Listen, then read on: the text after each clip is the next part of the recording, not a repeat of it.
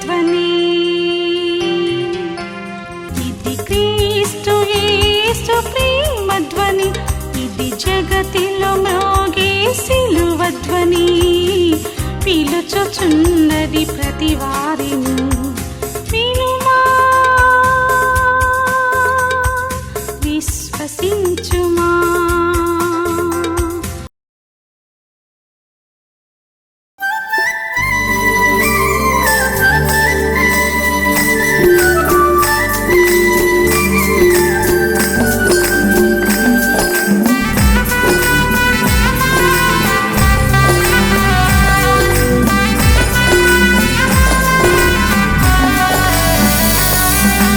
నాదంటూ లోకాన ఏదీ లేదయ్యా, ఒకవేళ ఉందంటే నీవిచ్చినదేనయ్యా.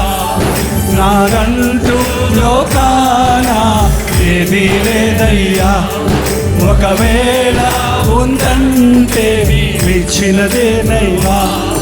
నీదే నీదే బ్రతుకంతా నీదే, నీదే నీదే బ్రతుకంతా నీదే, నీదే నీదే బ్రతుకంతా నీదే, నీదే నీదే బ్రతుకంతా నీదే, నీదే నీదే బ్రతుకంతా నీదే, నీదే నీదే నాదంతా నీదే, నీదే నీదే నాదంతా నీదే.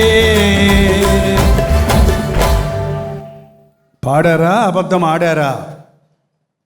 పాడారా అబద్ధం ఆడారా? దేవునితో కూడా అబద్ధమా? ఈ పాటను అనుభవిస్తూ పాడాలండి. పాట పాడినట్టు కాదు, అనుభవిస్తూ పాడాలి. నాకు ఉన్న కళ్ళజోడు, నాకు ఉన్న ఉంగరము, నాకు ఉన్న వాచీలు, నాకు ఉన్న పట్టుచీరలు, నాకిచ్చినవన్నీ నీవే. నీకు అవన్నీ నేను ఇచ్చినా తిరిగి నాకు అనేక రెట్లు వస్తాయే కానీ నేనేమి పోగొట్టుకోను. పాతదిస్తే కొత్తదిస్తాడు దేవుడు. అది ఆయన దగ్గర ఉందండి. పాత దానిని కొత్తదనం చేసేవాడు. జీవితం ఇస్తే నూతన జీవితంగా చేసిస్తానన్నాడు ఆయన. కాబట్టి విశ్వాసంతో పాడదాం, సరేనా? Okay, ready.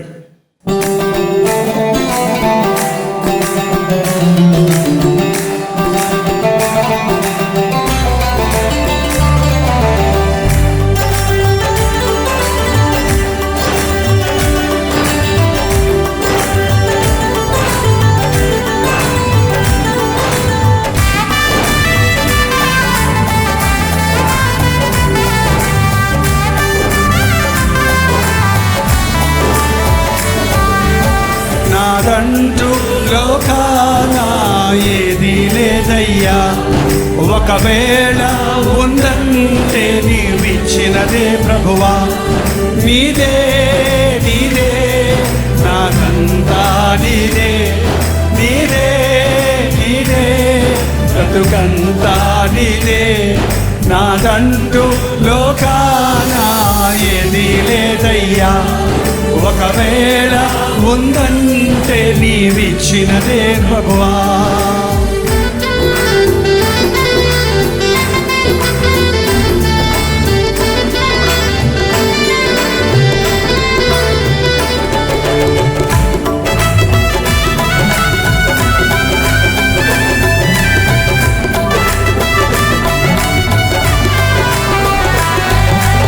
నాకు ఉన్న సామర్థ్యం, నాకు ఉన్న సౌందర్యం, నాకు ఉన్న సౌభాగ్యం, నాకు ఉన్న సంతానం,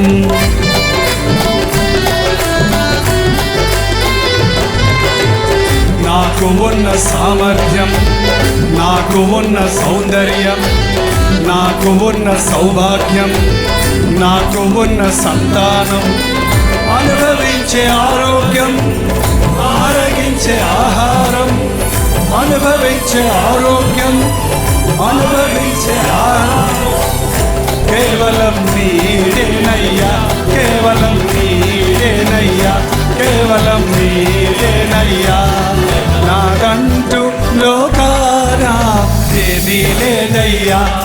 ఒకవేళ ఉందంటే నీవిచ్చినదే ప్రభువా, నాదంటూ లోకాన ఏదీ లేదయ్యా. ఒకవేళ ఉందంటే నీవిచ్చినదే ప్రభువా.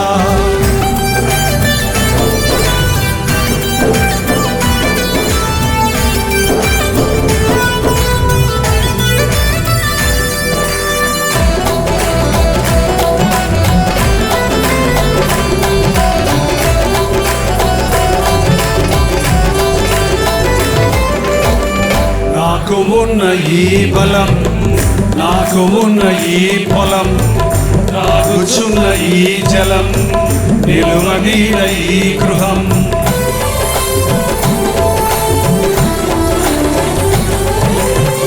నాకు ఉన్న ఈ పొలం, నాకు ఉన్న ఈ స్థలం, నాకు ఉన్న ఈ జలం, నిలువనీడ ఈ గృహం, నిలిచి ఉన్న ఈ క్షణం, బ్రతుకుచున్న ప్రతి క్షణం, నిలిచి ఉన్న ఈ క్షణం, బ్రతుకుచున్న ప్రతి క్షణం, కేవలం నీదేనయ్యా, కేవలం నీదేనయ్యా, కేవలం నీదేనయ్యా. నాదంటూ లోకాన ఏదీ లేదయ్యా. ఒకవేళ ఉందంటే నీవిచ్చినదే ప్రభువా, నాదంటూ లోకాన ఏదీ లేదయ్యా. ఒకవేళ ఉందంటే నీవిచ్చినదే ప్రభువా. నీదే నీదే బ్రతుకంతా నీదే, నీదే నీదే బ్రతుకంతా నీదే, నీదే నీదే బ్రతుకంతా నీదే, నీదే నీదే బ్రతుకంతా నీదే.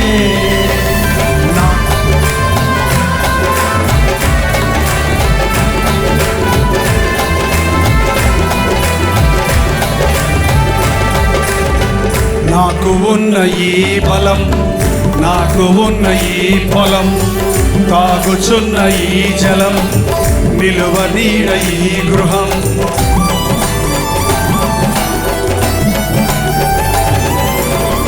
నాకు ఉన్న ఈ బలం, నాకు ఉన్న ఈ పొలం, తాగుచున్న ఈ జలం, నిలువనీడ ఈ గృహం, నిలిచి ఉన్న ఈ క్షణం, బ్రతుకుచున్న ప్రతి క్షణం, నిలిచి ఉన్న ఈ క్షణం, బ్రతుకుచున్న ప్రతి క్షణం, కేవలం నీదేనయ్యా. అడలే నీదేనయ్యా, కేవలం నీదేనయ్యా. నాదంటూ లోకాన ఏదీ లేదయ్యా. ఒకవేళ ఉందంటే నీవిచ్చినదే ప్రభువా, నాదంటూ లోకాన ఏదీ లేదయ్యా. ఒకవేళ ఉందంటే నీవిచ్చినదే ప్రభువా. నీదే నీదే నీదే, నీదే నీదే బ్రతుకంతా నీదే, నీదే నీదే బ్రతుకంతా నీదే, నీదే నీదే బ్రతుకంతా నీదే. హల్లెలూయా.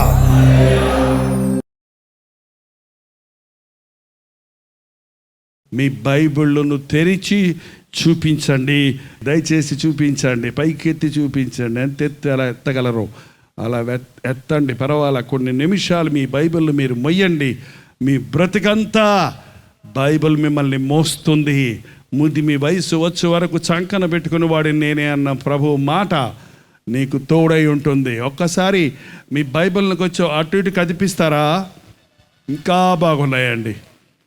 పైనున్న హారిజన్ లైట్స్ కంటే పరిశుద్ధ గ్రంథం, దేవుని వాక్యం, నీ వాక్యం నా పాదాలకు దీపంగా ఉందని దావీదన్నాడు. నా నోటికి జుంటె తేనె దారవలి ఉందన్నాడు. నీ వాక్యం నాకు దొరకగా దోపు సొమ్ము దొరికినంత సంతోషంగా ఉందన్నాడు. నేను పాపము చేయకుండానట్లుగా నీ వాక్యము నా హృదయంలో ఉంచుకొని ఉన్నానన్నాడు. అవును, వాక్యము మనల్ని బలపరిచే ఆహారము, మనకి బలమునిచ్చే, శక్తినిచ్చే పాల వంటిది. దేవుని వాక్యము మనల్ని ఆదరించేది. దేవుని వాక్యం మన నిజ స్వరూపాన్ని చూపించే అద్దం వంటిది. దేవుని వాక్యము ఆకాశము నుండి పడే మంచు వంటిది. దేవుని వాక్యము పాల వంటిది. దేవుని వాక్యము రెండంచుల ఖడ్గం, సాతాను ఎదిరించడానికి మనకు సహాయపడేది. దేవుని వాక్యం మరొక్కసారి కదిలించండి. దివ్యగ్రంథము, దివ్యగ్రంథము, ఎచటనైనా చదివిన సహాయం దొరుకును. కష్టములు వచ్చిన, దుఃఖములు కలిగిన, విడువకుండా చదువుడి దివ్య గ్రంథం. అందరూ మీ బైబిల్ మీ ఎదురుగుండా పట్టుకోండి. నాతో పాటు ఈ మాటలు చెప్పండి. ఇలా ఎత్తి పట్టుకోండి, లేకపోతే కొత్త రకంగా ఉంటుంది. Very good, very good, very good. దేవుని వాక్యాన్ని కొనండి, చదవండి, విశ్వసించండి. అందరు నాతో పాటు ఈ మాటలు చెప్పండి. దేవుని వాక్యాన్ని పట్టుకున్నాక, ఇది నా దేవుని వాక్యం, అనుదినం నేను చదువుతా, ధ్యానిస్తా, అనుసరిస్తా, వాక్యానుసారంగా జీవిస్తా. నా దేవుని వాక్యం నన్ను ఆదరిస్తుంది, నాకు జ్ఞానం ఇస్తుంది, నేను నడవలసిన మార్గం నాకు చూపిస్తుంది. నా యేసయ్య మాట, నా పరిశుద్ధ గ్రంథంలోని మాట, ఈ మాటలు నేను వింటా, ఈ మాటలు చదువుతా, ఈ మాటలు ధ్యానిస్తా, ఈ మాటలను అనుసరిస్తా. అప్పుడు నేను ఫలిస్తా, అప్పుడు నేను ఫలిస్తా. నా దేవుని వాక్యం నాకు ఎంతో ఇష్టం. గుండెలు కత్తుకోండి. నా వాక్యం నాకు ఎంతో ఇష్టం. ముందు పెట్టుకోండి. అపోస్తలుల కార్యములు 24వ అధ్యాయము 24వ వచనం దగ్గర నుండి చదువుతున్నాను. బైబిల్ ఉన్నవాళ్ళు చూడండి, లేని వారు వినండి. అపోస్తలుల కార్యములు 24వ అధ్యాయం 24వ వచనం. కొన్ని దినములైన తరువాత ఫెలిక్స్ యూదురాలైన ద్రుసిల్ల అను తన భార్యతో కూడా వచ్చి పౌలును పిలిపించి క్రీస్తునందలి విశ్వాసమును గురించి అతడు బోధింపగా వినెను. ఇక్కడ ఒక అధికారి ఉన్నాడు, అతని పేరు ఫెలిక్స్. చాలా ఉన్నతమైన అధికారములో ఉన్న వ్యక్తి. అతడు ఒక అన్యుడు. అతడు ద్రుసిల్ల అనే ఒక యూదురాలుని వివాహం చేసుకున్నాడో ఉంచుకున్నాడో కానీ తనతో కూడా తీసుకొని వచ్చాడు. ఈ అధికారి పౌలు గురించి విన్నాడు.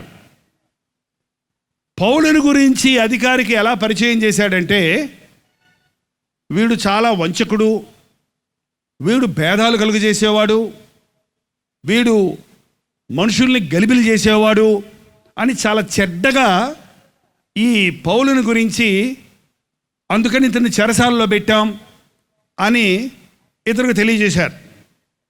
అయితే ఆ పౌలు గురించి ఆ యూదురాలుగా ఉన్న భార్య ఎరిగి ఉందో ఏమో, లేక ఈ పౌలు బ్రతుకు విచిత్రంగా ఉందే, ఇతడు చెప్పేటువంటి విషయాలు విచిత్రంగా ఉన్నాయే, ఎవరో ఒక కొత్త దేవుడి గురించి చెప్తున్నాడే, ఆయన నిజదేవుడు అంటున్నాడే, ఆయన నామంలో ఏమేంటో జరుగుతాయి అంటున్నాడే, అసలు ఆయన ఏం చెప్తాడో చూద్దాము అని ఒకరోజు ఈ ఫెలిక్స్ పౌలును పిలిపించుకొని దేవుని రాజ్యాన్ని గురించి లేక క్రీస్తునందలి విశ్వాసమును గురించి బోధించమని, ప్రసంగం చేయమని అడిగి ప్రసంగం చేయమన్నాడంట. ప్రసంగం చేయటం అంటే కొంతమందికి ఎంత ఇష్టమో, నిజమే. కొంతమంది చెయ్యి ప్రసంగం అంటే కొద్దున. చూడండి, దేవుడు చెయ్యమంటే చెయ్యండి, నోరు ముయ్యమంటే ముయ్యండి, కూర్చో అంటే కూర్చోండి, నిలబడంటే నిలబడి. మొదటి రోజు చెప్పాను, మనం బానిసలం, ప్రేమ బానిసలం, ప్రభువుకు బానిసలం. ఆయన చెప్పిందే చేస్తాం, ఆయన అడుగుల్లో అడిగేసి నడుస్తాం. పౌలు చాలా మత వైరాగ్యం కలిగిన వాడుగా ఉన్నాడు. తెక్కోళ్ళలాగా ఉండేవాడు ఒకప్పుడు, భలే వైరాగ్యం. తను చెప్పింది వినకపోతే వాడిని తన్నేసేవాడు అంతే, జుట్టు పట్టుకొని లాక్కొచ్చేసేవాడు.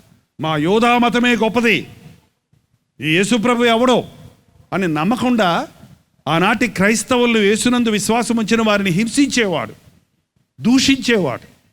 వాళ్ళని చంపడానికి కూడా ప్రయత్నించి పర్మిషన్ తీసుకోవడానికి వెళ్తున్నప్పుడు దమస్కు రోడ్లో యేసు ప్రభు అతన్ని దర్శించాడు. సౌలా సౌలా, నీవెందుకు నన్ను హింసించుచున్నావు? నీవెవడేవు ప్రభువా? నేను నజరేయుడైన క్రీస్తును, నేను నీవు సిలువ వేసిన క్రీస్తును అన్న మాటలు, ఆ దర్శనం అతని మూర్ఖత్వాన్ని నుంచి విడుదల పొందింది. అతని కంటికొన్న పొరలు రాలిపోయినాయి.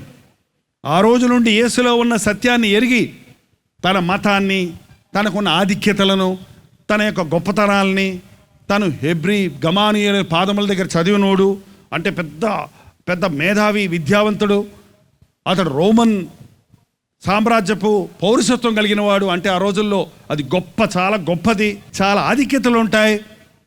ఆయన అవన్నీ విడిచిపెట్టుకొని యేసును వెంబడించడానికి నిశ్చయించుకున్నాడు.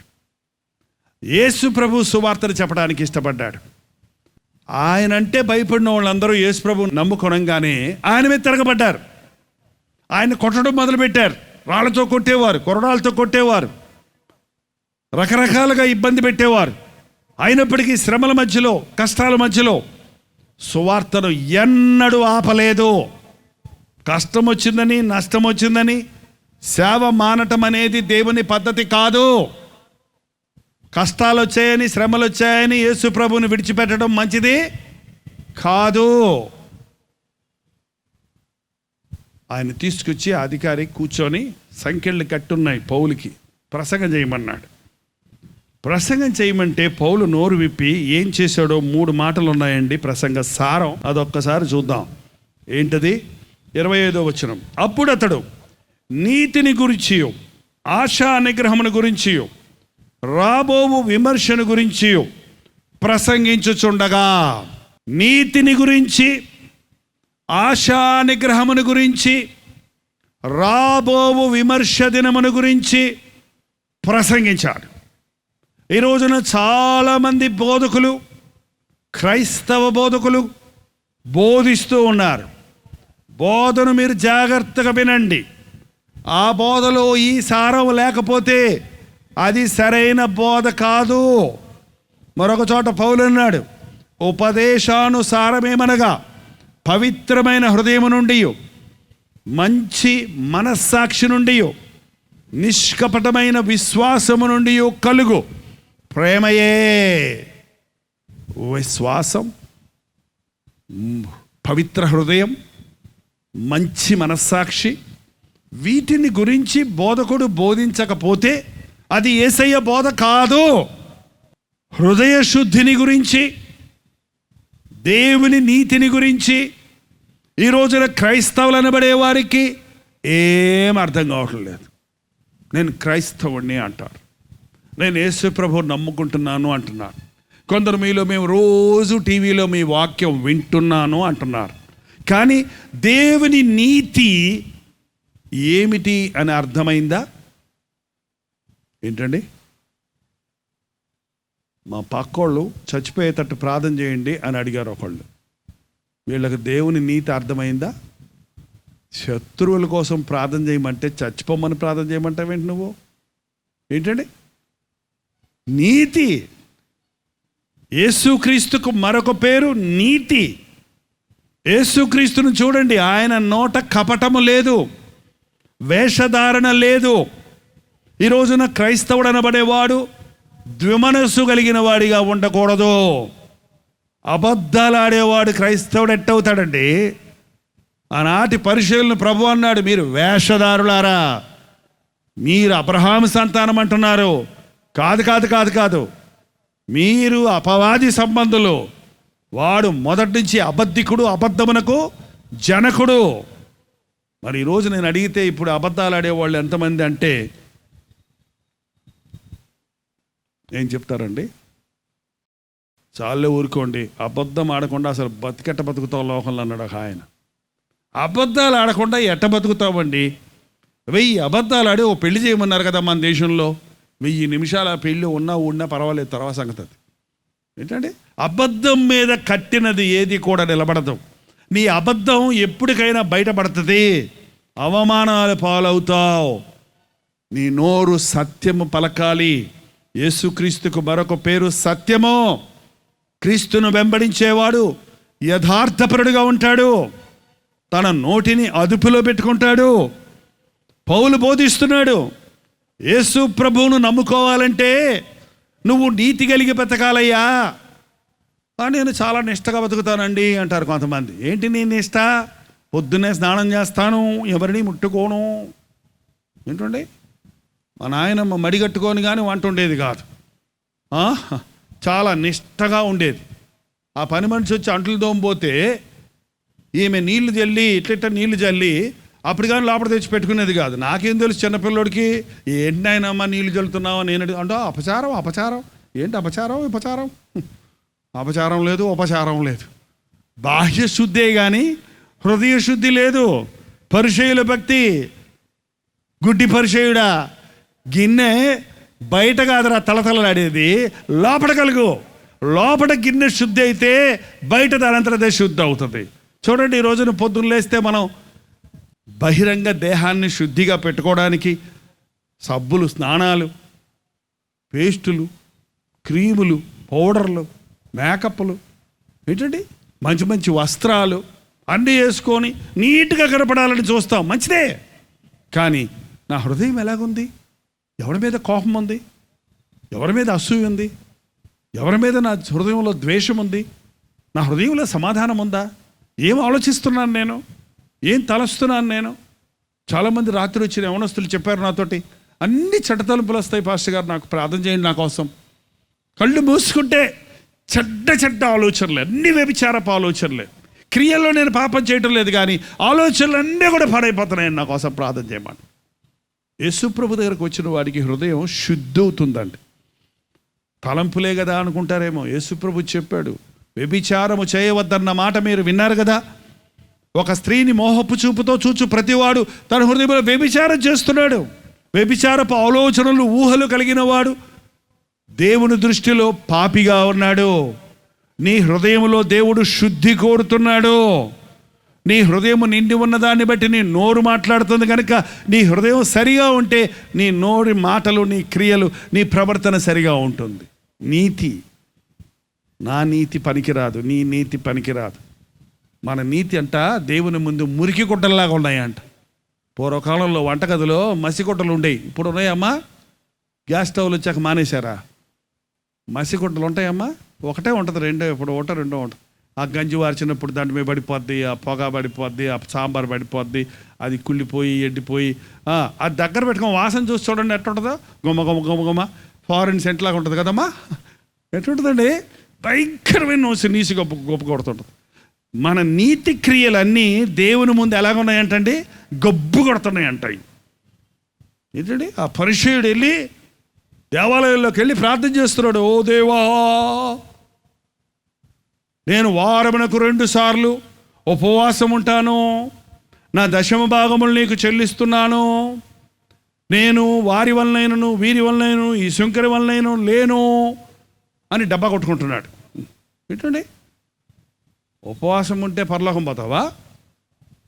అందుకని ఈ రోజున కొంతమంది పాస్టర్ గారు ఉపవాసమే వద్దని చెబుతున్నాడు. మొన్న పాస్టర్ గారు యంగ్ ప్రీచర్, ఉపవాసం చెప్తారేంటి పాస్టర్ గారు, ఉపవాసం ఉండమంటున్నారు, దేవుడు మనల్ని ఉపవాసం ఉండమని లేదు, శుభ్రంగా తినేసి కూర్చోమ్మా అంటున్నాడు ఆయన. అబ్బా, తినేసి కూర్చుంటే ఏమొస్తుంది చెప్పండి? నిద్ర వస్తుంది. ఉపవాసం వల్ల కానీ ఎందుకు ప్రభా ఈ దురాత్మను వెళ్ళగొట్టలేకపోయాము, ఎందుకు ప్రభా ఈ దయ్యాన్ని వెళ్ళగొట్టలేకపోయాము అంటే ప్రభు చెప్పాడు, ఇది ప్రార్థన వలనను ఉపవాసం వలననే సాధ్యము. ఊరికే నామకార్థ ఉపవాసం ఉండకండి, ఆచార ఉపవాసం ఉండకండి. ఏదో ఒంటి పొద్దున్న మన జీవితంలో చెప్తారు, ఉమ్ము కూడా మేకుండా ఉంటారు కొంతమంది. అది కాదు నిజమైన ఉపవాసం అనేది. నేను మా సంఘస్థులు చెప్తుంటాను, కొంతమంది అన్న ఉపవాసం ఉండలేకపోతున్నాను అందుకని ఉపవాసుకోవడానికి రావట్లేదని చెప్తుంటే నేను అంటాను అప్పుడు, అయ్యా ఉపవాసం ఉండి కడుపులో ఆకలేస్తుంటే అయ్యో ఉపవాసం ఉన్నానే అమ్మ ఆకలేస్తుంది అని ప్రార్థన చేయకుండా ఏసేహా నాయన ఆకలేస్తుంది, ప్రభా నాయన ఆకలేస్తుంది అన్నప్పుడు అట్ట అనటానికి బదులు తినేసి ప్రార్థన చేయమంటాను నేను. అంటే ఉపవాసం అనేది నిన్ను నీవు హాని పెట్టుకోవడానికి కాదు, కానీ ఏకాగ్రత కొరకు. ఉపవాస ప్రార్థనలో శక్తి ఉంది. యేసుక్రీస్తు ఈ లోకంలోనికి వచ్చినప్పుడు శరీరధారిగా ఉన్నప్పుడు గెత్సెమని తోటలోనికి వెళ్ళి ఎంతో కన్నీటితో ప్రార్థించాడు, మొరపెట్టాడని ఉంది బైబిల్. నీకు నాకు ప్రార్థన కావాలి. ఎవడైనా ప్రార్థన అక్కర్లేదు, ఉపవాస ప్రార్థన చెయ్యక్కర్లేదు, ప్రార్థనలో ఏడవక్కర్లేదు అని ఏ ప్రసంగికుడైనా ప్రసంగిస్తుంటే మోసపోకండి. ఎందుకంటే అది మీకు సులభంగా ఉంటుంది. పాపాల కోసం పశ్చాత్తాపడు, నీ పాపము కొరకు కన్నీటితో ప్రార్థించుకో, ఉపవాసం ఉండి నీ శరీరేచ్ఛలను జయించుట కొరకు దేవుణ్ణి అడుగు. దేవునికి నీ నరులకును మధ్యవర్తి ఒక్కడే, ఆయన క్రీస్తు యేసు అను నరుడు. నాకు మొరపెట్టు, నేను నీకు ఉత్తరం ఇస్తానంటున్నాడు. నీతిని గురించి బోధించు. డబ్బులు ఇచ్చినోడు చూసి, కానుకిచ్చినోడిని చూసి, లేకపోతే ఒక పెద్ద అధికారను, లేక పెద్ద హోదాలో ఉన్న వ్యక్తిను, ఒక గొప్ప వ్యక్తిను చూసి ఒక నిజమైన సేవకుడు మురిసిపోడు, కరిగిపోడు. జాగ్రత్త, నీ బ్రతుకు సరిగా ఉండాలి. ఈ ఫెలక్స్ పెద్ద అధికారి, ఈయన సంఖ్యలు తీయటానికి అధికారం ఉంది ఇక్కడ. ఆ ఫెలక్స్ దగ్గరికి వెళ్ళినప్పుడు ఫెలక్స్ను పొగిడి ఎలాగైనా సంఖ్యలలో నుంచి బయటపడటానికి ప్రయత్నించలేదు పౌలు. ఆ అధికారి ఆత్మ రక్షించబడాలని ఆశపడ్డాడు. ఒక ధనవంతుడి ఆత్మ రక్షించబడాలి, ఒక అధికారి ఆత్మ రక్షించబడాలి అనే ఆశ ఈ రోజున మనకు ఉంటేనండి, మన సంఘంలో పేదలు మాత్రమే ఉండరండి, ధనవంతులందరూ కింద కూర్చొని ప్రార్థన చేస్తారు. ఒక వ్యక్తిని తన స్థితిని తెలుసుకునే తట్టుగా చేసేది దేవుని వాక్యం అండి. ఒక వ్యక్తికి మసిపూసి, లేకపోతే ఒక వ్యక్తికి బాగా మేకప్ చేసి గంధం పూసి గొప్పోడిని చూపించేది కాదు, ఉన్నది ఉన్నట్టుగా చూపించేది దేవుని వాక్యం. ఎంతోమంది ఈ రోజున బోధకులు నీతి బోధ చేయటం లేదు, డబ్బే. ఓ పాస్టర్ గారిని పిలుచుకున్నారంట. ఆ పాస్టర్ గారు పాపం మెల్లగా చెప్తా ఉన్నాడు, మా ప్రియులారా ఈరోజు అని అంటుంటే పక్కన అయ్యా కొంచెం గట్టిగా చెప్పండి, వినపడతలేదు. చాలా ఎవరికా నువ్వు ఇచ్చే 10 రూపాయలకి ఎంత గప్ప చెప్పారా?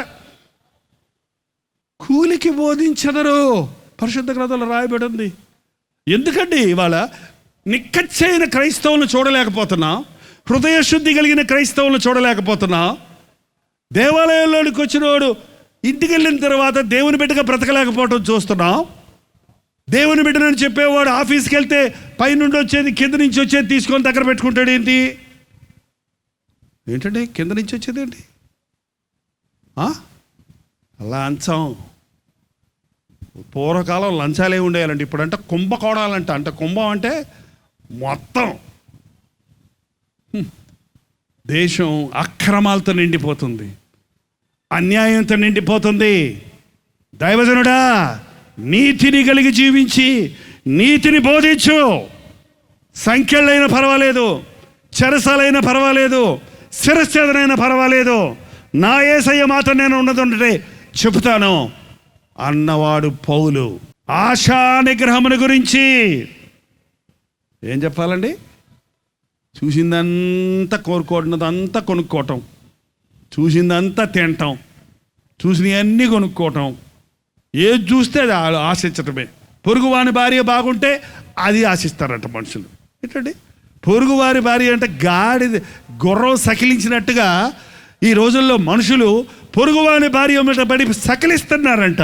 సిగ్గులేదు. నీకు ఇచ్చిన భార్య, బిడ్డలు, నీకు ఒక కుటుంబం నిబంధన చేసి చేసుకున్న భార్య, వివాహ జీవితాన్ని మరిచి, నీవు ఒక తండ్రివని మరిచి, ఎవరో ఒకటి బాగుందని, కలకలలాడుతుందని, తలతలలాడుతుందని, తేనె పూసిన మాటలు మాట్లాడుతుందని వెంటబడుతున్నావు.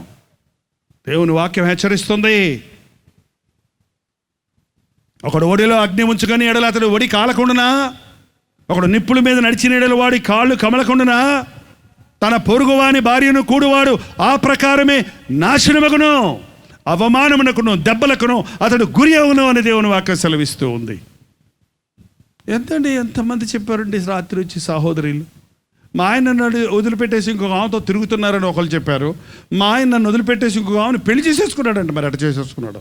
ప్రభుత్వం ఉంది, చట్టం ఉంది, ఎట పెళ్లి చేసుకుంటావు? 3 పెళ్ళిళ్ళు 4 పెళ్ళిళ్ళు అందుకనండి పెళ్లి చేసుకుంటూ తిరుగుతున్నాను అంటారు. ఎట తిరుగుతావండి? జంతువా? జంతువులకి వరస వాయిలు లేవు. దేవుడు వివాహ బంధాన్ని పవిత్రమైన బంధంగా ఉంచాడు. దేవుడు వివాహమైన వధూవరుల మధ్య సెక్స్ అనేది భార్యాభర్తల మధ్య ఉండేది, కానీ అది నీ ఇష్టానుసారంగా విచ్చలవిడిగా జీవించేది కాదు. అందుకే వ్యభిచారులను, వేశ్యాంగులను తీర్పు తీర్చక మానడు అని దేవుని వాక్యం సెలవిస్తుంది. బాత్తో చెప్తున్నానండి.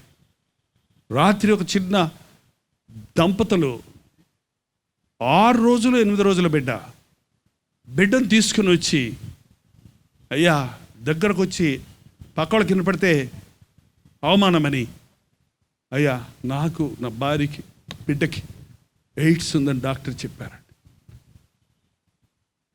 తట్టుకోలేకపోయాను నేను. వాళ్ళిద్దరికి ఉంటే ఉంది. అప్పుడే పుట్టిన 6 రోజుల బిడ్డ ఏం పాపం చేసింది?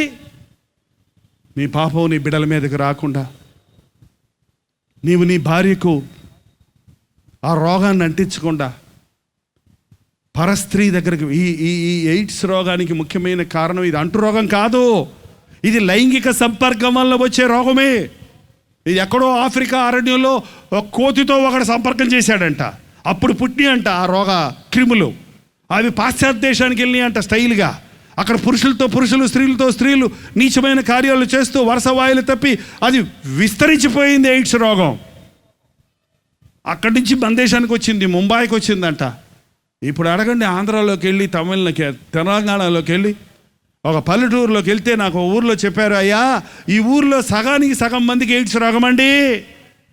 అంటే ఆ ఊర్లో నీతి న్యాయాలు లేవన్నమాట, వరుస వాయులు లేవన్నమాట, కుటుంబానికి విలువ లేదన్నమాట. జాగ్రత్త, నీ దేహము దేవుని ఆలయమై ఉన్నది. ఎవడైనా దాన్ని చెడగొడితే నేను నిన్ను పాడు చేస్తానన్నాడు దేవుడు. ఎంతమంది దేవుని శరీరాన్ని, దేవుడు నీకు ఇచ్చిన శరీరం దేవుని నిమిత్తం అండి, వేషల నిమిత్తం కాదు, అల్పకాల పాప భోగం కోసం కాదు. నీవెంత అద్భుతంగా సృష్టించబడ్డావో నీవు ఎరుగుదువా? నిన్నెంత ప్రేమించి నీకు ఒక రూపాన్నిచ్చి, నీకు ఆరోగ్యాన్నిచ్చి, ఆయుష్నిచ్చి దేవుడు నిన్ను కాపాడుతున్నాడో నీవు ఎరుగుదువా? యవ్వనుడా, నీ యవ్వన బలాన్ని బట్టి విర్రవీగొద్దు, నువ్వు సౌందర్యాన్ని బట్టి నీవు మోసపోవద్దు. ఎంతోమంది ఈ రోజున ఆశా నిగ్రహం లేదు, అందుకనే వ్యభిచార క్రియల్లో పడిపోతున్నారు. ఎంతమంది కాలేజ్ స్టూడెంట్స్, ఎంతమంది high school students 8th class, 9th class, 10th class వచ్చేటప్పటికే కన్యాత్వాన్ని పోగొట్టుకుంటున్నారు ఈ పిల్లలు, ఆడపిల్లలు. నీచ కార్యాలకు బలైపోతున్నారు ఎంతోమంది యవ్వన బిడ్డలు. చెప్పే తల్లిదండ్రులు లేరు, క్రైస్తవ సంఘంలో బోధించే బోధకులు లేరు, కౌన్సిలింగ్ ఇచ్చే సలహాలు ఇచ్చే దేవుని బిడ్డలు లేరు. అదేదో సరదా అనుకొని, అదేదో సంతోషం అనుకొని, అదేదో న్యాచురల్ యవ్వన కాలంలో ఈ ఉద్రేకాలు సహజమే కదా అనుకొని ప్రేమని పాపాల్లో పడిపోయి జీవితాలను నాశనం చేసుకుంటున్నారు. ఎంతమంది ఈ రోజున ఆశా నిగ్రహం అనే ఫలము లేనందున అవస్థలు పడుతున్నారు. ఎందుకండి? అప్పులు అప్పులు అప్పులు అప్పులు. ఇప్పుడు నేను అప్పులున్న వాళ్ళందరూ చేతులు ఎత్తమంటే మీలో ఎంతమంది ఎత్తారో తెలుసా? మీరు అందరూ ఎత్తినా కూడా సందేహం ఏమీ లేదు. ఎందుకు అప్పు చేశావు? నా దగ్గరకు వచ్చి అప్పులు ఉన్నాయి ప్రార్థన చేయమని అడుగుతా. నేను ఒకటే ప్రశ్న అడుగుతా, ఎందుకు అప్పు చేశావు? అమ్మాయి పెళ్లి చేసి అప్పు చేశానండి. ఎవరు చేయమన్నాడు అమ్మాయి పెళ్ళి అప్పు చేసి? లేకపోతే ఎవరు చేసుకొని అంటున్నారండి? సరే అమ్మ, అప్పు చేసి కట్నం ఇచ్చి పెళ్లి చేసావు. ఎలాగున్నారు దంపతులు? 3వ రోజే పంపించేశాడండి. ఏంటండి? వాడి కట్నం అడిగేవాడు కట్నం ఇచ్చాక వాడు ఉంచుకుంటాడని నీకు నమ్మకం ఏంటమ్మా? ఆ కట్నాలు అడిగే పిచ్చోళ్ళని అదేదో ఛానల్ వేస్తుంటారు, కట్నం అడిగేవాడు గాడిదంట. ఫిక్స్ అయిపోయింది మన భారతదేశంలో ఈ కట్నాల కోసం అప్పులు, ఆర్భాటం. ఒక్కరోజు ఆర్భాటం కోసం అప్పులు చేసి పెళ్లి చేసుకున్న దంపతులకి సుఖం లేదు, తల్లిదండ్రులకి సుఖం లేదు. ఎందుకంటే ఒక నిగ్రహం లేదు. దేవా, ఈ వివాహానికి కావాల్సిన డబ్బు దయచేయి. 18 ఏళ్ళు, 19 ఏళ్ళు, 20 ఏళ్ళకు పెళ్లి చేయాలంటే ఆ బిడ్డ పెళ్లి కోసం నువ్వు సిద్ధపడవచ్చు కదా, నువ్వు పొదుపు చేసుకోవచ్చు కదా, నువ్వు ప్రార్థన చేసుకోవచ్చు కదా. సడన్గా పెళ్ళి అనుకోండి, సడన్గా అప్పు చేసేసి, సడన్గా పెళ్లి చేసేసి ఆ తర్వాత ప్రార్థన చేయడానికి టైం సరిపోవట్లేదండి, అప్పులు తీర్చడానికే టైం లేదండి చెప్తున్నావు. ఆశా నిగ్రహం లేదు. అప్పు చేయువాడు అప్పిచ్చువానికి దాసుడు. బైబిల్లో ఉందండి, అప్పు చేయువాడు అప్పిచ్చిన వానికి దాసుడు. మీరు విలువ పెట్టి కొనబడిన వారు గనుక మనుష్యులకు దాసులు కాకండి. 45 సంవత్సరాల నుంచి సేవ చేస్తున్నాను. రూపాయి పావల కానుక నాకు మొదటిసారి సేవలో ₹1.25 వారానికి. అంతే కానుక వచ్చేది. 3-4 ముసలమ్మలు వచ్చి కానుకేసిపోయేవాళ్ళు. అలాగ బియ్యం తెచ్చి నా భార్య నేను అదే తినేవాళ్ళం. మేము దిక్కుమాలం కాదు. మేము చెప్పాను కదా, ఇంజనీర్ కుటుంబంలో పెరిగి పెద్దవాళ్ళే. మాకు బిల్డింగ్లు ఉన్నాయి, కావస్తులు ఉన్నాయి, ఆస్తులు. కానీ దేవుడు వెళ్ళమన్న గ్రామానికి వెళ్ళి దేవుడు చేయమన్న సేవ చేస్తున్నప్పుడు ఓ పూరి గుడిసెలో ఉండి ఆ గ్రామంలో సేవ చేస్తున్నప్పుడు ఆ చిన్న కానుకతో దేవుడిని స్తుతిస్తూ సేవ చేశాను. దేవుడు చెయ్యమంటే చేశాను. ఉండమన్న చోట ఉన్నాను. దేవుడు నన్ను దిక్కుమాలినోడు చేయలేదు. నా బిడ్డలను దరిద్రులు చేయలేదు. దేవుడికి లోబడితే ఏమైపోద్ది నీ భవిష్యత్తు అని తిట్టారు చాలామంది. నన్ను సేవ చేయాలంటే నీ పర్సనాలిటీకి నువ్వు ఏదన్నా ఉద్యోగం చెయ్యి, సైడ్ బిజినెస్ ఏదైనా చెయ్యి, ఎట్టా పోషించుకుంటావు రేపది నీ బద్దనని భార్య పిల్లలు అన్నారు. ఏమక్కర్లా, ఏ బిజినెస్ అక్కర్లా, నా యేసయ్య బిజినెస్ నా బిజినెస్. ఈ రోజున క్రైస్తవ బోధకుల బోధ ఎలా తయారైందో చూడండి. ఎప్పుడో పౌలు గారి చేతికొట్ట పట్టుకుంటే వాళ్ళు బాగైపోయారని ఒక సందర్భంలో ఒక సమయంలో వారు విశ్వాసంతో వచ్చి పట్టుకొని బాగైపోయారని ఇప్పుడు చేతికొట్టలు అమ్ముతారంట. చేతికొట్ల బిజినెస్. గుడ్డలు కొనుక్కుంటాం ఏంటండి, బాటిల్ కొనుక్కోవటం ఏంటండి, మాటింగ్.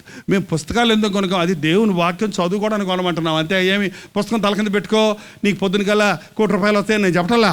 అదే మంత్రాల పుస్తకం కాదు. ఇది దేవుని వాక్యం. అది ప్రింట్ చేయడానికి డబ్బులు అవుతాయి కాబట్టి ఆ డబ్బు మీరు చెల్లించి తీసుకెళ్ళమంటున్నాం అంతే.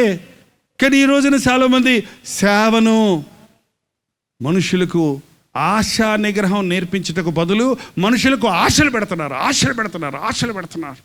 నువ్వు ఇస్తే నీకు వచ్చేస్తుంది, నువ్వు ఇస్తే ఒక కొత్త రాశారు. అయ్యగారు చెప్పారని టీవీ ప్రోగ్రామ్ స్పాన్సర్ చేస్తే నీకు ₹1,00,000 వచ్చేస్తాయి, నీకు ఉద్యోగం వచ్చేస్తుంది అని చెప్పారని అప్పు చేసి 10,000 కట్టాలయ్యా. టీవీకి ఉద్యోగం రాలేదు, డబ్బులు రాలేదు, అప్పులను మాత్రం రోజు వచ్చి అడుగుతున్నాడు. అయ్యా ఎవడు చేయమన్నాడండి అప్పు? దేవుని కోసం అప్పు ఎవడు చేయమన్నాడు నిన్ను? నీకుంటే ఇయ్య దేవుడికి, లేకపోతే ఏమంట దేవుడు నిన్ను. పర్వాలేదు, అప్పు చేసేమొక దేవుడికి. ఇది ఇంకో పద్ధతి, వాయిదాల మీద దేవుడికి ఇస్తారంట. వాయిదాల మీద. ఇప్పుడు చెప్పేయండి అందరూ 10,000 ఇస్తామని, తర్వాత నెల మీకు ₹1,000 పంపించండి, ₹100 పంపించండి, మీరు బతుకున్నంతకాలం పంపిస్తూనే ఉంటుండే. ఇది ఏంటండి? ఇది ఆశా నిగ్రహం. అవునా? ఆశలు, దురాశలు. డబ్బులతో ఆశీర్వాదాలు కొనుక్కోలేము. అప్పు చేయకండి. ఆశా నిగ్రహం. లోకములో తిండిని జయించలేనోడు ఏం చేయలేడండి. తిండిని జయించలేనోడు ఏం ఉపవాసం ఉండలేమనే వాళ్ళు తిండిని జయించలేకపోతున్నారు అన్నమాట. అప్పు చేసేవాడు ఆశలను అదుపులో పెట్టుకోలేకపోతున్నారు అన్నమాట. మాకు అప్పులు లేవండి, లోన్ ఉందన్నారు ఒకళ్ళు. అప్పులు లేవంట, లోన్ ఉందంట. అదేంటి లోన్ ఏంటి, అప్పేంటి? అబ్బా, ఇంగ్లీష్ మార్చినంత మాత్రాన వేరే అయిపోయిందా? మాకు అప్పులు లేవు, లోన్ లేవండి, క్రెడిట్ కార్డు ఉందండి అన్నారు ఇంకొక ఆయన. క్రెడిట్ కార్డు అంటే అర్థం ఏంటి చెప్పండి తెలుగులో? అప్పుల కార్డు. క్రెడిట్ కార్డు అంటే అర్థం ఏంటండి? అప్పుల కార్డు. రేపు సంపాదించే డబ్బులకి ఇయ్యాలే ఖర్చు పెట్టుకోవడానికి ఉపయోగపడేది క్రెడిట్ కార్డు. ఆ క్రెడిట్ కార్డు వాడేవాడికి ఎంత వాడుతున్నాడు, వాడికి ఏం డబ్బులు చేతితో లెక్క పెట్టినప్పుడు అయ్యో చాలా లెక్క పెడుతున్నానే, చాలా ఇస్తున్నాను అనుకుంటాడు. ఆ క్రెడిట్ కార్డు ఇచ్చేసిన వాడికి తట్టాడు, మొత్తం వెళ్ళిపోతాయి నీ బ్యాంకులో డబ్బులు అందులోకి. మళ్ళీ ఆ తర్వాత పోయి ఏంటి జీరో బ్యాలెన్స్ ఉంది ఏంటి? ఆశా నిగ్రహం. ఈరోజు నీ దేవునితో చెప్పండి. యోబు భక్తుడు ఒక నిబంధన చేశాడు. నేను దేవునితో నా కనులతో నిబంధన చేసుకుంటుని, నేను కన్యకను ఎలాగో చూతును, నేను పరస్త్రీని ఎందుకు చూస్తాను, అసలు చూడను నేను. దావీదు అంటున్నాడు, నేను వ్యర్థమైన వాటిని చూడకుండా. ఒక్కసారి చూశాడు ఒక సీను, పనికి మాలిన సీను. ఏం సీను? రోజు యుద్ధం చేసే దావీదు, ఎప్పుడు కొండల తట్టు కన్నులెత్తే దావీదు, ఒక స్టేజ్ వచ్చేటప్పటికండి మహారాజు అయిపోయేటప్పటికి బతకం వచ్చేసింది మనుషుడికి. అంతే, మనకంతే గొడవ. ఏమి లేనప్పుడు దేవుడు దేవుడు దేవుడు అని ప్రార్థన చేస్తుంటాం. కష్టాల్లో ఉన్నప్పుడు కన్నీరు గారిచి ప్రార్థన చేస్తాం. దేవుడు ఆశీర్వదిస్తే, దేవుడు ఆరోగ్యం ఇస్తే, దేవుడు ఆస్తి ఇస్తే, దేవుడు మంచి ఉద్యోగం ఇస్తే, దేవుడు అన్ని విధాలు నువ్వు దీవిస్తే, ఏ కొరత నీకు లేకపోతే దేవుడు గుర్తే రాడు. నిద్రపోవటం, తినటం, నిద్రపోవటం. పొద్దుగుంకు వేళ నిద్రలేశాడంట. ఎప్పుడు నిద్రపోతారండి మనుషులు? రాత్రిలా పగలా? సరే, ఇప్పుడు నైట్ అండ్ టైం డ్యూటీలు వచ్చినాయి, నాకు పగలకుండా నిద్రపోయే వాళ్ళు ఉన్నారు, అది వేరే సంగతి. మధ్యాహ్నం నిద్రపోయి లేస్తే సాయంత్రం ఎట్లుంటుంది తెలుసండి? తిక్కగా ఉంటుంది. ఎట్లుంటుందండి? ఇకారంగా ఉంటుంది, ఏదోలాగా ఉంటుంది. మధ్యాహ్నం నిద్ర లేచినోడు యేసయ్యా అని ప్రార్థన చేసుకోవడం బదులు మేడ మీదకి వెళ్ళి దిక్కులు చూస్తున్నాడు. పైకి చూసేవాడు ఎక్కడ చూస్తున్నాడు? కిందకు చూస్తున్నాడు. కింద సైనికుడి భార్య ఏ తరసాపో కట్టుకొని స్నానం చేస్తుంది. బాత్రూములు లేవు కదా అందరికీ. మరి మన భారతదేశంలో ఎంతమందికి బాత్రూములు ఉన్నాయి? ఎంతమందికి టాయిలెట్స్, లెట్రిన్స్ ఉన్నాయి? ఏమండి, ప్రభుత్వం వాళ్ళు కడతనాం అంటారు, ఒకటి ఉండదు అక్కడ. ఎంతమంది ఈ రోజున బహిర్భూమికి అని వెళ్ళి వారి కన్యత్వాన్ని పోగొట్టుకుంటున్నారు. వారు దుష్టుల చేతుల్లో పడిపోతున్నారు. పల్లెటూరులో ఇది సర్వసాధారణమైపోయింది. తెల్లవారుజామున చీకటితోటే వెళ్తే ఆ చీకటిలో ఎవరో ఒకళ్ళు మానభంగం చేయటం, అవమానం చేయటం. దేశం అభివృద్ధి చెందితే ముందు టాయిలెట్స్ ఉండాలండి ప్రతి వారికి, సెల్ ఫోన్లు కాదు. మన దేశంలో టాయిలెట్స్ కంటే సెల్ ఫోన్లు ఎక్కువ ఉన్నాయంటండి. కుటుంబానికి ఒక బరుగుదొడ్డు లేదు, కానీ కుటుంబంలో ఉన్న వారు అందరికీ అన్ని సెల్ ఫోన్లు ఉన్నాయంట చాలామందికి. ఆశానిగ్రహం లేదు. పౌలు బోధిస్తున్నాడు, ఫెలక్స్, నువ్వు ఎంత పెద్ద అధికారివైనా నీ మన్ననల కోసమో నిన్ను సంతోషపెడతానికో నేను బోధించను. నా దేవుడు నాకు చెప్పిన మాటలు బోధిస్తున్నాను. నీతి కలిగి బతుకు. నీ స్థానంలో నీ కొరకు ప్రాణమిచ్చిన ప్రభువుని నీవు నమ్మి నీ పాపములు ఒప్పుకొని విడిచిపెట్టి ఆయనను అనుసరించి ఆయన అడుగుజాడల్లో నడవకపోతే అయ్యో నీకు శ్రమ. నువ్వు తాతల కాలం నుండి క్రైస్తవుడు అయినా, నీవు ఆరితేరిన బైబిల్ పండితుడు అయినా, నీవు అంతరంగంలో శుద్ధి కలిగి ఉండకపోతే, నీవు దేవుని నీతిని కలిగి జీవించకపోతే, నీవు ఆశానిగ్రహము అనే ఫలము నీలో లేకపోతే, ఆత్మఫలమేమనగా ప్రేమ, సమాధానము, సంతోషము, దీర్ఘశాంతము, విశ్వాసము, మంచితనము, 9 ఉన్నాయండి అక్కడ. ఆశానిగ్రహము. ఆ ఫలాలు ఫలించే క్రైస్తవుడిగా మనం ఉండాలండి. వరాలు వస్తాయి పోతాయి, ఫలాలు ఫలిస్తే మనలో ఉంటాయి, మనం ఫలించాలి. అవి వరం ఎవడో ఇచ్చింది, అది ఫలం మన దగ్గర ఉంది. నువ్వు ఫలించే క్రైస్తవుడిగా ఉండాలని కోరుకుంటున్నాడు ప్రభు. నీతిని గురించి, ఆశానిగ్రహముని గురించి 3వ పాయింట్ చాలా ముఖ్యమైనది, నేను చెప్పి ముగించేస్తున్నాను, దయచేసి గమనించండి. మళ్ళీ ఒక్కసారి మీ బైబిల్లో 24వ అధ్యాయం 24వ వచనం, అపోస్తలుల కార్యాలు. రాబోవు విమర్శను గురించి, రాబోవు విమర్శ దినమును గురించి, రాబోవు తీర్పును గురించి ప్రకటించాడు. దయచేసి గమనించండి, ఉగ్రత రాబోతుంది. దేవుని ఉగ్రత దినం రాబోతుంది. దానికి ముందే మన యేసు ప్రభు మేఘారూఢుడై రాబోతున్నాడు. మనకి మరణం రాబోతుంది. ఎప్పుడు మరణిస్తాం మనకు తెలియదు. మనుష్యులు ఒక్కసారే మరణిస్తారు, ఆ తరువాత తీర్పు. చనిపోయిన తర్వాత జీవితాన్ని గురించి బోధించని బోధ క్రైస్తవ బోధ కాదండి. ఈ లోక సంబంధమైన క్షేమము కొరకే మనం యేసు ప్రభుని నమ్ముకున్న వారిమైతే లోకంలో ఉన్న వారికి అందరికంటే దౌర్భాగ్యాలు కొట్టామని బైబిల్ చెప్తుంది. ఒక విషయం గుర్తుపెట్టుకోండి, ఈ లోకం శాశ్వతమైనది కాదు. ఈ లోకంలో ఈ దేహంతో జరిగించిన ప్రతి విషయం, అది మంచిదైనా సరే చెడ్డదైనా సరే, ఈ దేహముతో జరిగించిన కార్యములన్నిటి కొరకు దేవునికి లెక్కప్పజెప్పవలసి ఉంది. ఇవాళ నువ్వు అబద్ధమాడి తప్పించుకోవచ్చు. ఇవాళ నువ్వు 3వ కంటికి తెలియకుండా నీ ఇచ్చలు నెరవేర్చుకోవచ్చు. ఇవాళ నువ్వు మనుషుల మెప్పులు పొంది గొప్పవాడివై ఈ లోకంలో చలమణి అయిపోవచ్చు. కానీ హృదయాంతరేంద్రియాలను పరిశీలించే దేవుడు తీర్పు రోజున ఆయన సింహాసనం ముందు నిలబడినప్పుడు నీవు చేసిన కార్యాలన్నీ వరసగా నీ ముందు పెట్టి గద్దిస్తాడట. యేసు ప్రభువు నమ్ముకునేది పరలోక రాజ్యం చేరడానికండి. పరలోకం పోవాలంటేనండి మంచి కార్యాలు చేయటమో, మేలైన కార్యాలు చేయటమో, లేకపోతే కొంచెం నిష్ట కలిగి కొన్ని ఆచారాలు పద్ధతులు మార్చుకోవటం కాదండి. నిన్ను పరలోక రాజ్యానికి చేర్చగలిగిన ప్రభు అయిన యేసుక్రీస్తుతో నీకు సంబంధం ఉండాలి. నేనే మార్గమును జీవమును, నా ద్వారా తప్ప ఎవరు తండ్రి వద్దకు చేరలేరు. ఈ రాత్రి భయంకరమైన ఉగ్రత దినం దగ్గరలో ఉందండి. శాస్త్రవేత్తలు పరిశోధన ప్రారంభించారంట. ఇప్పుడే గ్లోబల్ వార్మింగ్ అని ప్రపంచ నాయకులందరూ ఒక సమ్మిట్, ఒక ప్రోగ్రాం ఏర్పాటు చేసుకున్నారు. వాళ్ళు ఎలాగా ఈ ప్రపంచాన్ని కాపాడుకోవాలా, ఉష్ణోగ్రతలు పెరిగిపోతున్నాయి, వాతావరణాలు తారుమారైపోతున్నాయి, వర్షాలు ఎప్పుడేమో ఎండ వస్తుంది, ఎండ అప్పుడు వర్షం వస్తుంది, అకాల వర్షాలు వస్తున్నాయి, వర్షం కురవాల్సినప్పుడు వర్షం లేక పంటలు పాడైపోతున్నాయి, మనుషుడికి అనేక రకాలైన లంగ్స్ సంబంధమైన, ఊపిరితిత్తుల సంబంధమైన రోగాలు వస్తున్నాయి, మనుషుడికి ఎందుకు క్యాన్సర్, రోజు రోజుకి మనుషులకి ఎక్కువ మంది క్యాన్సర్ వస్తుంది, ఎందుకు ఈ ఎబోలా లాంటి జబ్బులు వస్తున్నాయి, ఏంటిదంతా కూడా మంచు కొండలు కరిగిపోతున్నాయి, సముద్ర మట్టం పెరిగిపోతుంది. ఇవన్నిటి సూచనలు చూసి ఎలాగైనా మన లోకాన్ని, మన దేశాన్ని, మన ప్రపంచాన్ని కాపాడుకోవాలని వాళ్ళు ప్రయత్నాలు చేస్తున్నారు. ఈ వాతావరణాలు మారిపోతున్న మూలానే ఈ అకాలమైన వర్షం కురుస్తూనే ఉందని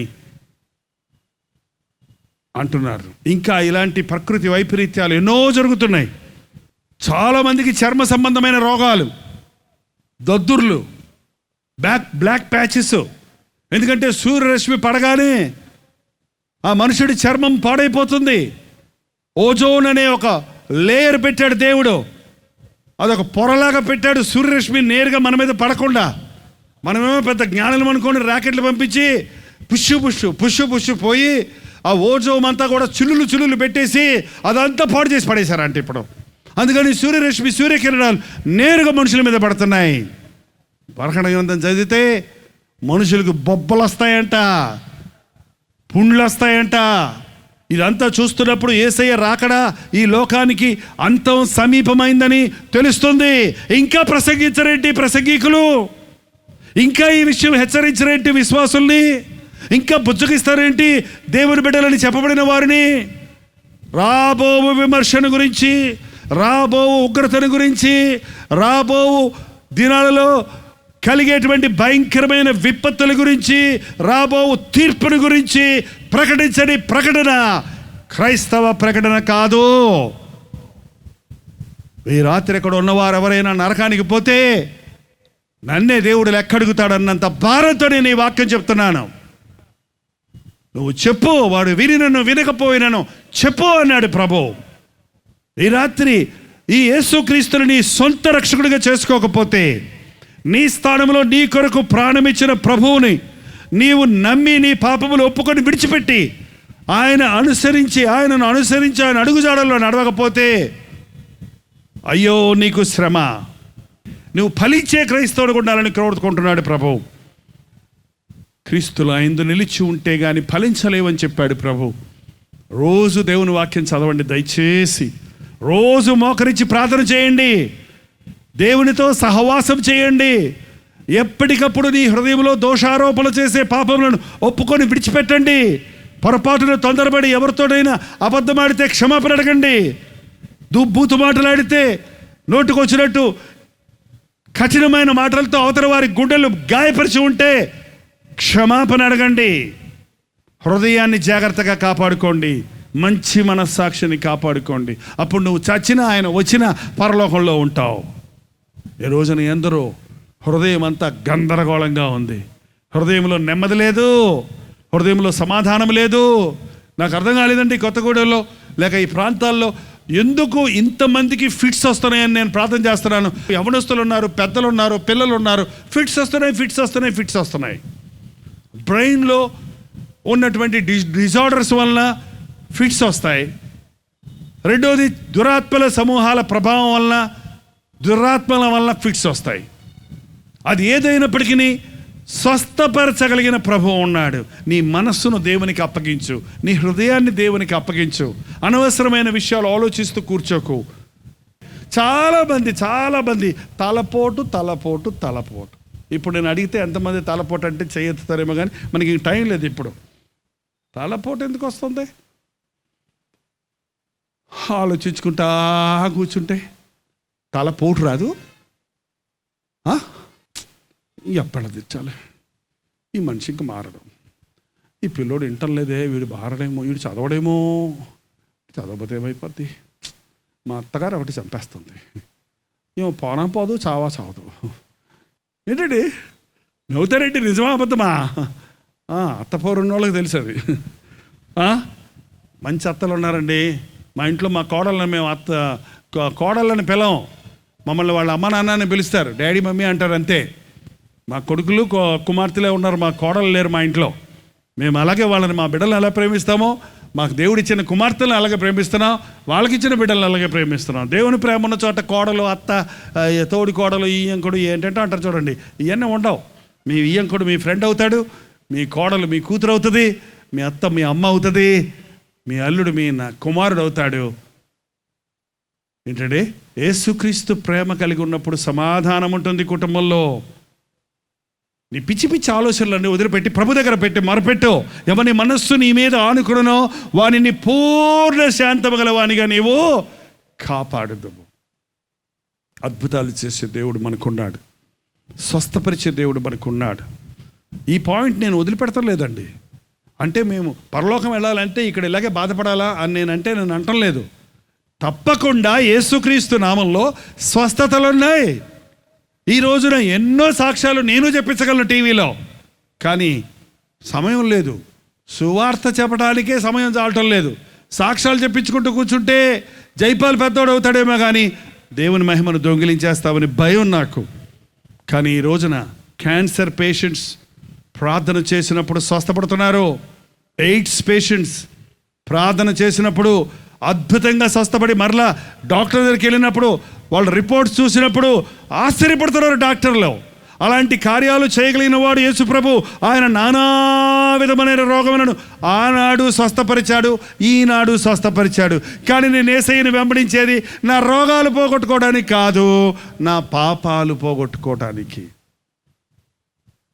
పాపాలు పోతే రోగాలు వాటంతటా అయ్యేపోతాయి. ఒకడు ముక్కు మీదంట ఈగ వాలిందంటండి, ఉష్ అన్నాడంట, మళ్ళీ వచ్చిందంట, ఉష్ అన్నాడంట, మళ్ళీ వచ్చిందంట, ఉష్ అంటాడు. ఎదురుకుంటున్నాడు చెప్పాడు, మరి ముక్కు నుండి బెల్లం ఉందిరా, అందుకు వస్తుంది ఈగ, నీ ముక్కు మీద ప్రేమ వచ్చి కాదు, ముక్కు కడుక్కోరా అన్నాడు.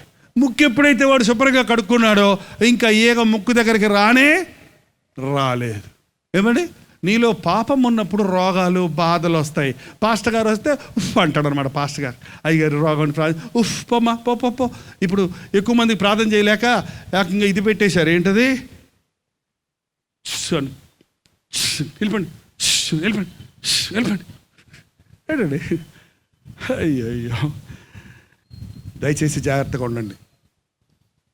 అబద్ధ బోధకులు బయలుదేరారు.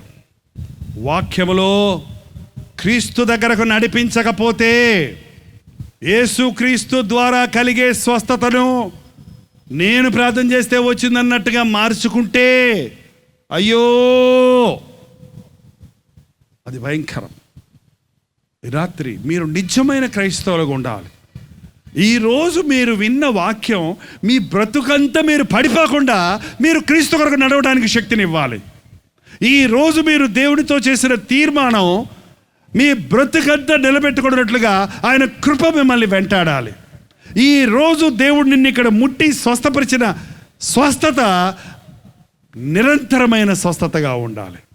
అన్నిటికంటే ముఖ్యంగా ఈ రాత్రి ఇక్కడున్న మీరందరూ కూడా మీ హృదయాలను మార్చుకొని, మీ స్వభావాన్ని మార్చుకొని, అది మీ సొంత శక్తితో కాదు, మీ తప్పులను ప్రభు దగ్గర ఒప్పుకొని, నీ స్థానంలో నీ కొరకు మరణించిన యేసుక్రీస్తునందు విశ్వాసమించి, నీ పాపము నీ ఒప్పుకుంటే ఆయన కడుగుతాడని నమ్మి క్రీస్తు నూతన హృదయాన్ని పొంది దేవుని రాజ్య వారసుడు కావాలి. ఫెలెక్స్, బోధించమన్నావు కదా అని నీకు అనుకూలమైన బోధ నేను చెయ్యను, నిన్ను సంతోషపెట్టే బోధ నేను చెయ్యను. ఇది క్రైస్తవ బోధ సారమని, నీతిని గురించి, ఆశానిగ్రహమును గురించి, రాబో తీర్పును గురించి ప్రకటించినప్పుడు ఆ ఫెలెక్స్ భయపడిపోయాడంట. తన తప్పులన్నీ బయటపడిపోతున్నాయి ప్రసంగం చేస్తుంటే, తన సంగతి అంతా బయటపడిపోతుంది. తట్టుకోలేకపోతున్నాడు. పక్కన నేను పాపిని అనే సమయం వచ్చేసింది, నాకు రక్షణ కావాలి అనేటువంటి ఆతృత వచ్చేసింది. కానీ అతడు తన హృదయాన్ని కఠినపరుచుకొని సరే సరే సరే సరే వెళ్ళు ఇంకోసారి వచ్చి చెబుతూ కానీ వెళ్ళిపోమన్నాడంట. ఈ రాత్రి మీరు అలాగంటే వెళ్ళిపోమంటారా?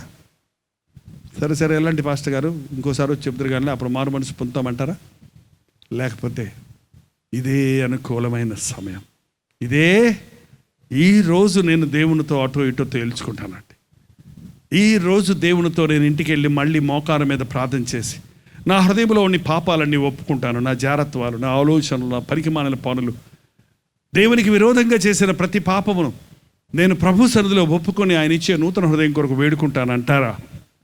నా పేరు జీవగ్రంథంలో రాయబడే వరకు నేను దేవునితో పోరాడతాను అని అంటారా? యాకోబు దేవునితో పోరాడి జయించాడు. యాకోబు చాలా ఆశీర్వాదాలు తెచ్చుకున్నాడండి. పశువులు, మందలు అన్నీ వచ్చాయి, 2 భార్యలు, 3 మంది పిల్లలు అన్నీ ఉన్నాయి. కానీ ఒంటరిగా మిగిలినది బైబిల్లో. అవన్నీ నిజమైన ఆశీర్వాదాలుగా, ఆస్తులు, పాస్తులు, భార్య, బిడ్డలు, ఇల్లులు, వాకిళ్ళు, ఉద్యోగాలు, ఇవి కాదండి నిజమైన ఆశీర్వాదం. నిజమైన ఆశీర్వాదం మనశ్శాంతి కలిగి ఉండటం. నిజమైన ఆశీర్వాదం దేవునిచ్చేది. అందుకని దేవునితో పోరాడాడు.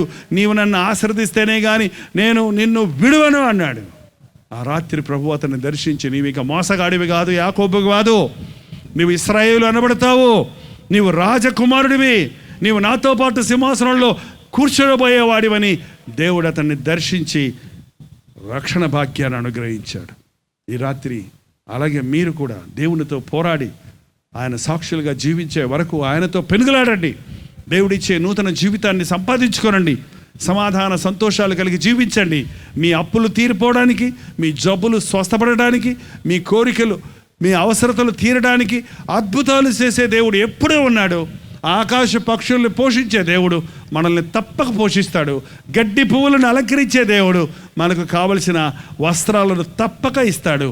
ఒక 2 కాసులకు అమ్ముబడిపోయే ఆ చిన్న పిచ్చుక తనకు తెలియకుండా ఒకటి కూడా కింద పడదంట.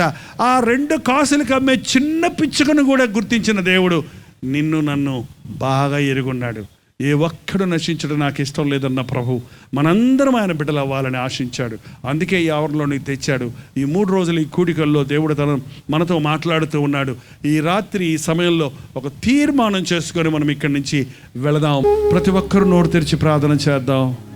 మీ బాధ ఏదో, మీ సమస్య ఏదో, మీ అవసరత ఏదో నోరు తెరిచి ప్రభుతో చెప్పండి. ప్రతి ఒక్కరూ ప్రార్థన చేద్దాం. అడగండి ప్రభువుని. నా కుటుంబం చితికిపోయింది, నా బ్రతుకు పాడైపోయింది, నా శరీరం గుల్ల చేసుకున్నాను, నాకు సహాయం చేయి.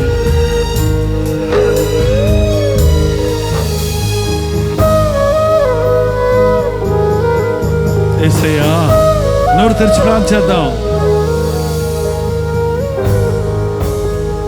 కష్టాలలో నేనుండగా నా వారే దూషించగా, అవును, వేదనతో చింతించగా దేవా,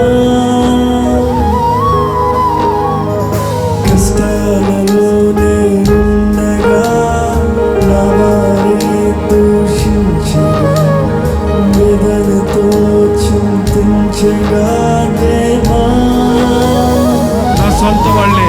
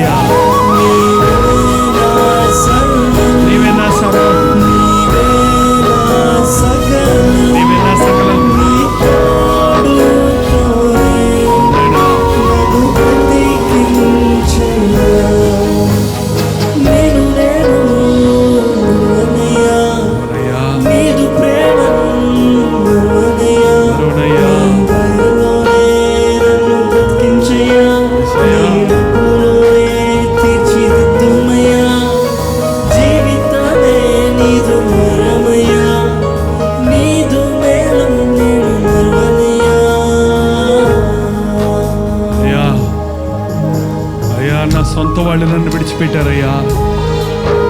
నా ఇంటి వారే నన్ను అవమానపరుస్తున్నారయ్యా. నేను నమ్ముకున్న వారు నాకు ద్రోహం చేశారయ్యా. నేను ఎదురు చూచిన వారు నన్ను మోసం చేశారయ్యా. ఈ లోకంలో ఏ గతి లేని స్థితిలో ఉన్నానయ్యా. నువ్వు నన్ను ఆదరిస్తే నాకు చాలయ్యా. నోరు తెరిచి ప్రతి ఒక్కరి ప్రభుతో చెబుదాం. రెండు చేతులు ఆకాశం వైపెత్తి నోరు తెరిచి దేవునితో మాట్లాడే సహోదరుడా, నీకు కష్టం ఉంది, నీకో బాధ ఉంది, నీకో కొరత ఉంది, నీకో సమస్య ఉంది. అది నీ నోరిప్పి నీ దేవుడితో చెబితే ఇప్పుడే నీకు విడుదలుంది. ఇప్పుడే విడుదలుంది. ఇప్పుడే నీకు స్వస్థత ఉంది. ఎంతకాలం తాగుతావు సహోదరుడా? తాగి తాగి తాగి తాగి ఒళ్ళంతా గుళ్ళ చేసుకున్నావు కదా. ఇదిగో యేసయ్య నిన్ను ప్రేమిస్తున్నాడు. నీ త్రాగుడి నుంచి నిన్ను విడిపించడానికి, నీకు నూతన జీవితం ఇవ్వడానికి ఆశ కలిగి ఉన్నాడు. అయ్యా, నన్ను కనికరించని నువ్వు అడిగితే చాలు. ప్రార్థన చేయి. యవనస్తుడా ప్రార్థన చేయి. సహోదరి ప్రార్థన చేయి. పరిశుద్ధుడా, ప్రేమగల తండ్రి, ఒక్కసారి మమ్మల్ని చూడయ్యా. ఈ ఆవరణలోనికి తగ్గి చూడయ్యా. నీ బిడ్డలు చేస్తున్న మొరలను నీవు విను నాయనా. వారి గుండెల్లో నుంచి వచ్చే రోదనలు విను నాయనా. మూలుగులు వినయ్యా. వారి కోరికలను చూడయ్యా. వారి స్థితిని గమనించి వారికి కావలసిన అవసరతలు తీర్చు నాయనా. సర్వశక్తిమంతుడవు, సర్వశక్తి సంపన్నుడవు నీవు. అసాధ్యమైనది ఏదైనా కలదా? నాకు అసాధ్యమైనది ఏదైనా కలదా అన్నవాడివి. నీకు అసాధ్యమైనది ఏది లేదు కదా. ఫిట్స్తో బాధపడుతున్నాను అని అనేకులు చెప్పారు. ఈ రాత్రి నీ శక్తిని వారి మీదకు పంపించి ఆ బ్రెయిన్లో ఉన్న ప్రతి నరాన్ని ముట్టునైనా ఒక అద్భుతాన్ని జరిగించు.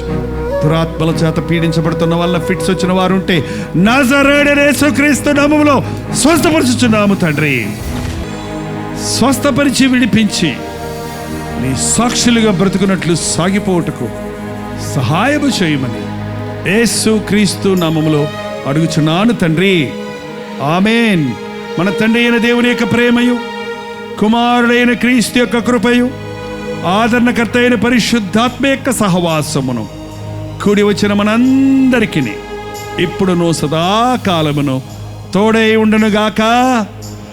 ఆమేన్, ఆమేన్, ఆమేన్.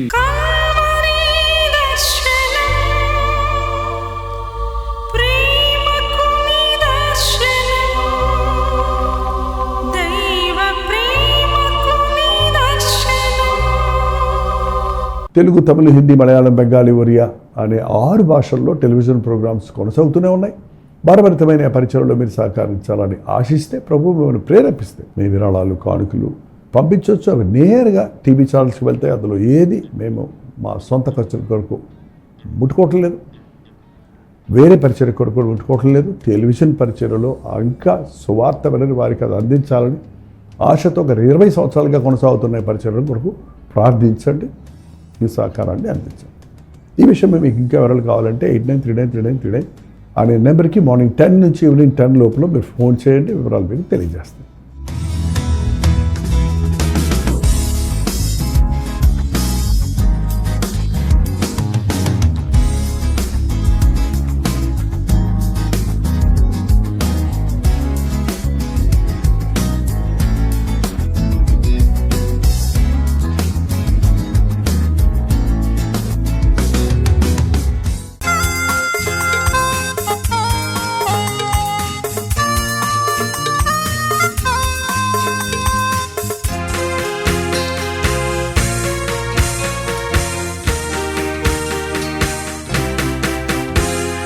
బ్రతుకు భారమై నిరాధారమై నిరాశతో నిండిన వారికి ఇది నిరీక్షణ ధ్వని. బ్రతుకు భారమై నిరాధారమై నిరాశతో నిండిన వారికి ఇది నిరీక్షణ ధ్వని. నలిగిన హృదయ